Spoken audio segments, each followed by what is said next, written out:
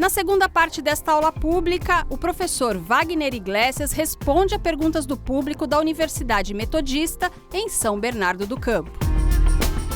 Minha dúvida é para entender qual o papel da corrupção nesse sistema que tentaram implementar aqui na América Latina, esse sistema de esquerda. Como que a corrupção influenciou para que não desse certo ou não desse tão certo como for pretendido?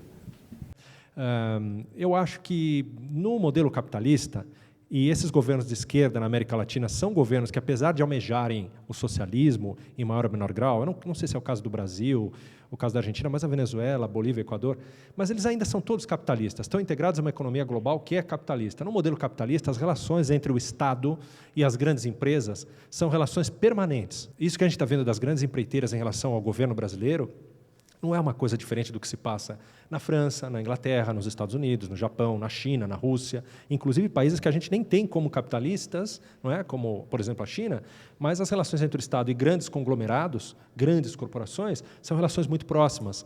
E quando as relações são muito próximas, elas podem dar margem a atitudes que não são exatamente as mais desejáveis. No entanto, o que se observa em todos esses países é que nenhum deles, nenhum país sério, destrói as suas grandes empresas. As pessoas que se corrompem são punidas, mas as empresas permanecem.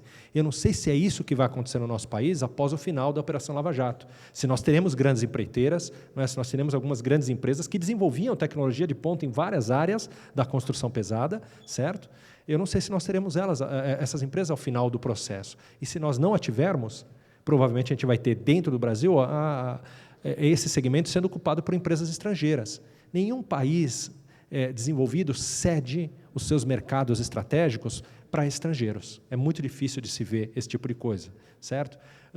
Com relação à corrupção como arma da luta política, que é o que a gente vê muito no Brasil, nesse momento, a direita brasileira não tem condição nenhuma histórica de falar em combate à corrupção, nem a direita latino-americana, não é? Esse é um dos continentes mais provavelmente corruptos do mundo. Não é? Por que eu digo isso? Corrupto não só no sentido do roubo do dinheiro público, corrupto porque é um continente rico do ponto de vista dos recursos naturais estratégicos, certo? É só você pegar um carro, um ônibus, um avião e sair pelo interior do Brasil ou da América Latina, você vai ver a quantidade de recursos, a riqueza que nós temos e a vergonha que é a quantidade de gente pobre que nós temos nessa região do mundo. A nossa elite, desde 1500, 1492, quando os primeiros espanhóis chegaram à América Latina, que ainda não se chamava de América Latina na época, nem se chamava de América, na verdade, desde aquele momento, as elites que tomaram conta dessa região do mundo nunca tiveram um projeto de verdade de construir uma nação. E o que é construir uma nação? É incorporar as pessoas ao mercado de consumo. Mas, mais do que isso, é incorporar as pessoas ao mundo dos direitos, à cidadania. E, mais do que isso, construir uma inserção no mundo global, né, no cenário internacional, uma inserção dos nossos países que seja tão autônoma quanto possível, tão de cabeça erguida quanto for possível de ser. E isso a gente não vê da direita latino-americana. A direita latino-americana sempre intermediou um processo de sucção de recursos da América Latina para os países ricos, primeiro para a Europa, depois para os Estados Unidos, e hoje para a China, não é? E a nossa direita ficou com uma porcentagem, um pedaço dessa sucção de recursos, um pedaço pequeno, aliás, mas que, diante da quantidade enorme de gente tão pobre que nós temos no Brasil, na Venezuela, na Bolívia, no Peru, no México, na Colômbia, enfim, em toda a América Latina, mesmo sendo uma quantidade pequena de recursos que fica aqui nas mãos das nossas elites econômicas, é uma quantidade que faz com que a nossa região seja mais desigual do mundo, porque a distância entre ricos e pobres aqui é enorme. Então, corrupção é uma coisa que é muito mais um jogo, uma arma do jogo político, melhor dizendo, do que propriamente alguma coisa de que a direita latino-americana possa se orgulhar. Eu queria saber a opinião do professor com relação à saída para o Brasil no momento em que estamos. Qual que é a alternativa que a gente tem? Eu acho que a saída é apostar na democracia, a saída é apostar nas instituições. A presidente da República, alguns chamam de presidenta, né? Eu chamo de presidente, ela vem fazendo um governo muito problemático, muito difícil, que cometeu diversos erros, não é? Mas nada pesa, nada foi provado sobre a atuação individual dela até o momento, nada pesa sobre ela. Até aqui não há notícia de que ela tenha cometido crime de responsabilidade, e só se tivesse cometido um crime de responsabilidade ela poderia sofrer impeachment.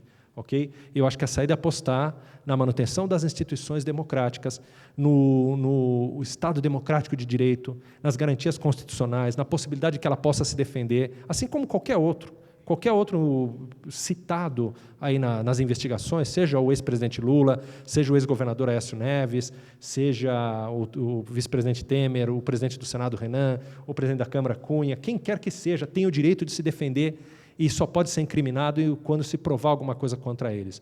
Esse tipo de postura das pessoas irem para a rua com muita raiva, com muito ódio, isso não constrói nada de bom. Pode ser que, nesse momento, a gente consiga desopilar a nossa frustração com os nossos políticos, e, como a gente falou anteriormente, esse é um sentimento que não é só brasileiro, esse é um sentimento que você observa em várias democracias do mundo, certo? Pode ser que, num primeiro momento, a gente consiga botar para fora toda a nossa indignação, a nossa raiva, e a gente está, digamos assim, estamos autorizados a expressar essa indignação, porque realmente é indignante o que chega aos ouvidos da sociedade, mas a saída não é desejar o pior, né, para o nosso país. A saída é desejar o melhor. E o melhor é a manutenção das instituições, o melhor é que ela termine o seu mandato, o melhor é que a oposição ganhe, se vier a ganhar, o poder nas urnas, em 2018. É isso que eu espero. Não necessariamente é isso que vai acontecer. Eu acho até que não vai acontecer isso, mas, como cidadão, como pensador dessas questões políticas, eu acho que esse era o melhor. Não é?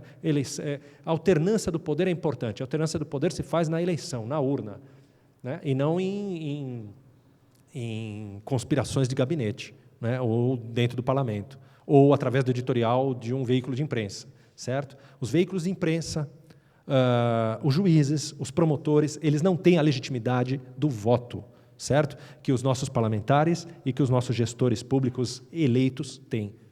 Então, eu acho que a aposta para a saída dessa crise seria, na verdade, um grande acordo, não um acordo para abafar nada, não um acordo para liberar, melhor dizendo, para livrar ninguém, mas um acordo pela manutenção das instituições. Os políticos passam, as instituições ficam, a sociedade fica.